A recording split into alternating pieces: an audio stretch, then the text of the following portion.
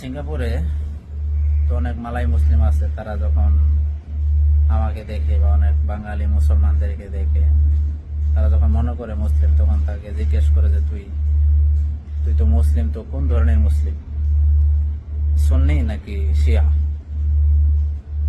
তো অবভিয়াসলি আমি বলি যে আমি সুন্নি মুসলিম। তবে এই পরিচয়টাই আমি যখন বাংলাদেশে থাকি বা বাংলাদেশি কাউকে উত্তর দেই, তখন কিন্তু আমি বলতে পারি না আমি সুন্নি। এখন যখন আমরা দেশের বাইরে থাকি, ওভারসিজে থাকি, সিঙ্গাপুর বা অন্য কোনো দেশে, তখন যদি কেউ আমাকে জিজ্ঞেস করে বা আপনাদেরকে জিজ্ঞেস করে, তখন আপনাকে অবশ্যই বলতে হবে যে আপনি একজন সুন্নি মুসলিম। শিয়াদের তো আকীদা অনেক বাজে অবস্থা।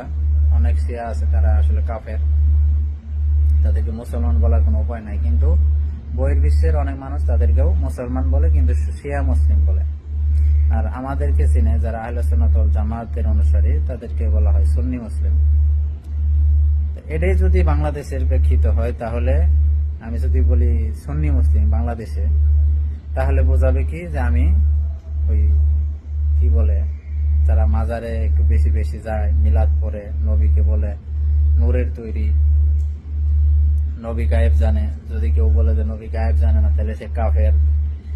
মিলাদুন নবী পালন করে, মিলাদ পড়ে, এরকম যারা এই কাজগুলা করে, বেশিরভাগ দেখবেন যে মাজারের সাথে বেশি জড়িত ওনারা, এবং মাজার কেন্দ্রিক যে কাজ কর্মগুলো আছে সেগুলো করো, মিলাদ পড়বো। এবং যারা মিলাদ না পড়ে তাদেরকে গুস্তাকে রাসূল বলে, মানে রাসূলের দুশমন বলে। যারা নবীকে নূরের তৈরি না মানে তাদেরকে গুস্তাকে রাসূল বলে। যারা মিলাদুন নবী পালন করে না, সিরাতুন নবী হিসেবে পালন করে, তাদেরকে গুস্তাকে রাসূল বলে। ওই তাহেরি, তারপরে কি বল্ডোজার বক্তা, মাঝভান্ডারী, সুরেশ্বরী, এগুলা যারা আছে, এগুলা হলো ওরা নিজেদেরকে বাংলাদেশের সুন্নি দাবি করে। আসলে প্রকৃতপক্ষে রাসূলের সুন্নত যারা পালন করে তারা হলো সুন্নি। সেক্ষেত্রে আমরা নিজেদেরকে বলতে পারি যে আমরা আসলে সুন্নি, কিন্তু বাংলাদেশের প্রেক্ষিতে আমরা নিজেদেরকে আসলে সুন্নি বলতে পারি না। কারণ এই নামটা, পদবিটা ওরা ছিনিয়ে নিয়েছে জোর করে।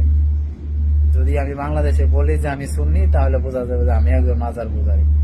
এই জন্য আসলে বাংলাদেশের প্রেক্ষিতে আমি সুন্নি বলতে পারি না। কিন্তু যখন আমি প্রবাসে থাকি, তখন আমি সুন্নি, তখন আমি কখনোই শিয়া হিসেবে পরিচয় দিতে পারবো না। তখন বলতে হবে যে আমি একজন সুন্নি মুসলিম। ধন্যবাদ সবাইকে, ভালো থাকবেন। আসসালামু আলাইকুম ওয়া রাহমাতুল্লাহ।